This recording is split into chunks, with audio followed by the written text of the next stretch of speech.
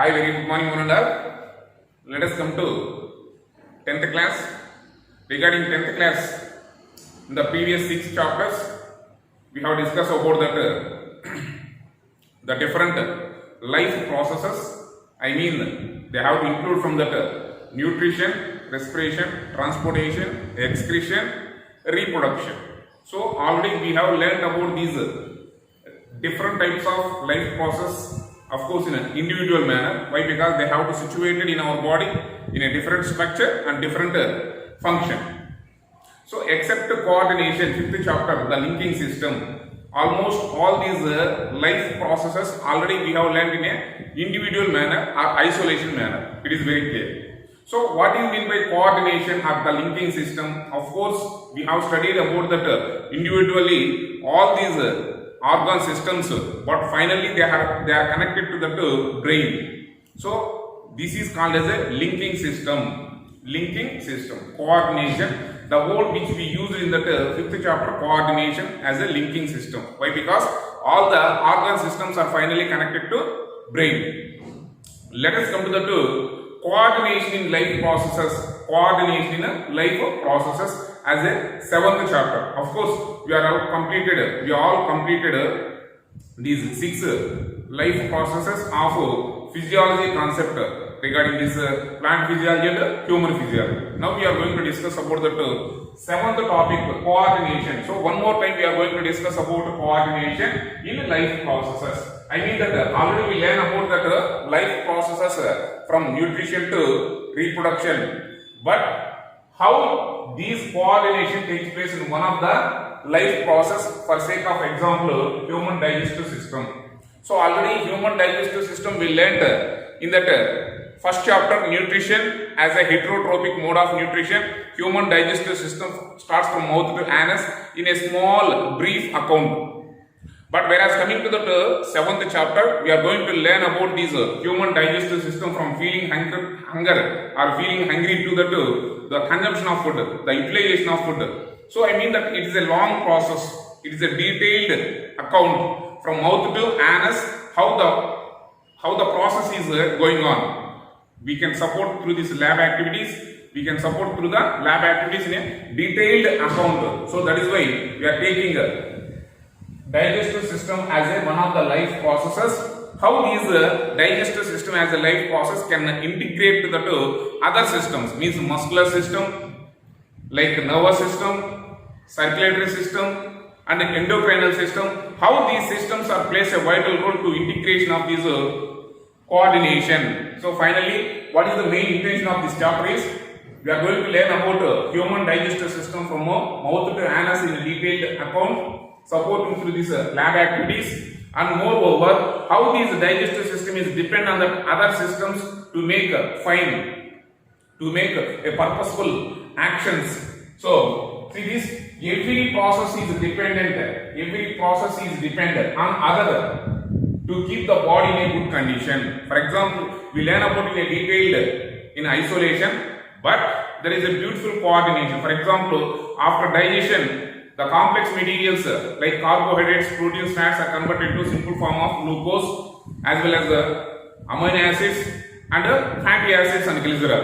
But these food materials are oxidized in presence of respiration. So whenever the food materials are oxidized, then only the energy is liberated. So there is a relation to the digestion to respiration. Like this, these systems are dependent on other systems to keep the body in a good condition. Is clear, children? So let us come to this chapter. In this chapter, we are going to learn about from digestive system, feeling hunger to utilization of food or the final consumption of the food. So let us come to the topic, coordination in life process. Of course, these are the learning objectives of this chapter. Already up to 8 topics, 1 to 8 topics already we discussed through this Zoom app session. So already we discussed 1 to 8 topics in the previous week Zoom app session. So this week we are going to observe, we are going to learn through the videos, uploading videos.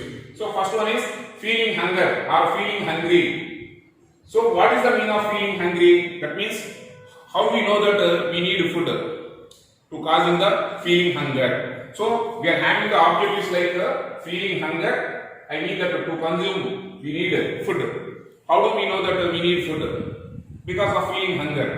So feeling hungry, it causes to consume the food. Next, outcome of the sensation of hunger. So outcome of the sensation of hunger. Of course, we are having we are feeling very hunger. So we have to express our feelings to consume the food. Of course, the food is stale. That means the food was spoiled. Even though we are feeling very hunger, we can reject strictly because of that bad odor or bad smell.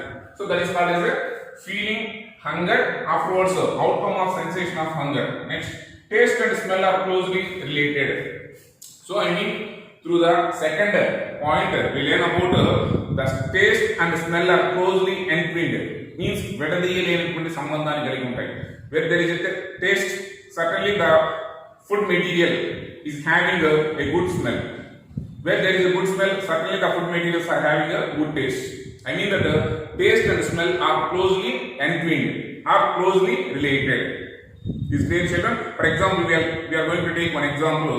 If I am suffering with a severe cough and cold, of course the delicious food is served, but I am unable to express the taste because of my nasal passages were blocked. So due to this cause, I am unable to express this taste. Of course, it is a good taste, but because of without the proper smell, sensation of the lack of the smell, I am unable to recognize the taste of the food. So this is the thing about taste and smell are closely related. Next, taste is connected to tongue and palate. Of course, the taste is connected to tongue and palate. Palate means hungry. So whenever we are put these sugar crystals or any salt crystals placing on the tongue, just we have to keep the mouth in a opening position. It takes more time to recognize the food.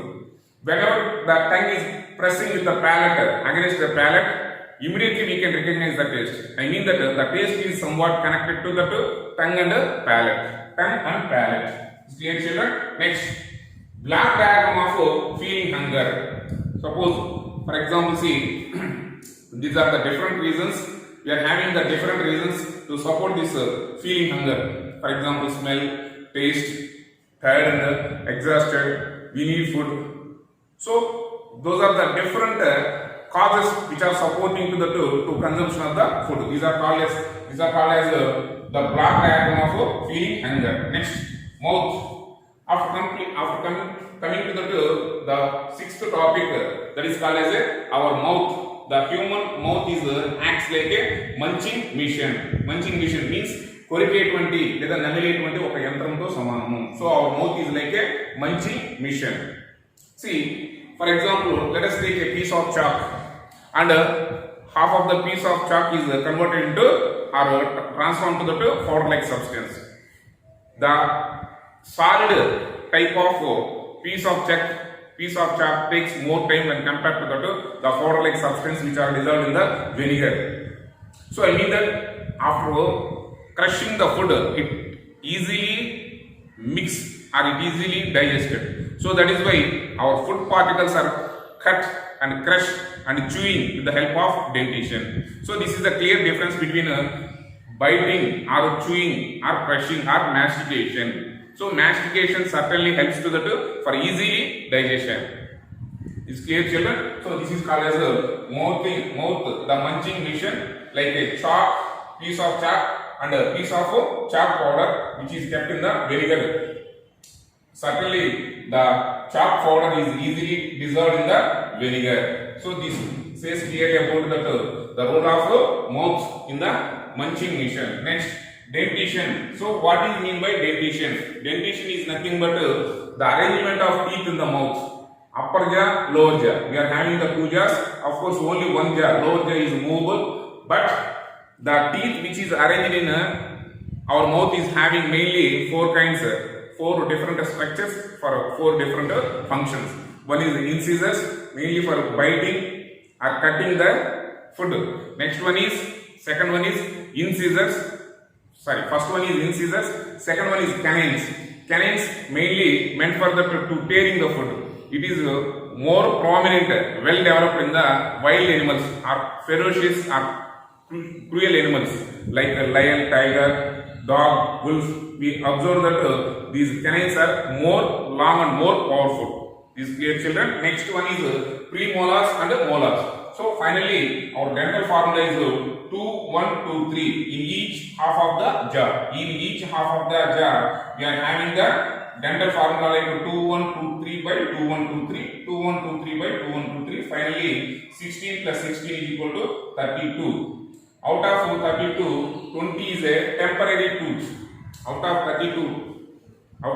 32 teeth, the permanent teeth is only 12. The temporary means once we can lost, again the second time we are getting, that is called as a, these milky tooth are called as 20. The permanent tooth is 12. So finally we are getting the 32 tooth in an adult person. Next, action of saliva on wheat flour. Action of saliva on atta flour or wheat flour. So action of saliva on wheat flour. This lab activity clearly says about the importance of saliva in the digestion process. Of course, wheat flour, whenever we are adding iodine to the wheat flour, it turns into blue black color. But when we are mixing this saliva, certainly the salivary amylase which is present in that saliva, it converts that carbohydrates turn into dextrose and maltose like sugars. These children, so this is the clear information about the importance of saliva in our mouth by this salivary glands or salivary ducts, salivary amylase or dialine. These children, next we are having to move to the testing pH of our mouth at regular intervals.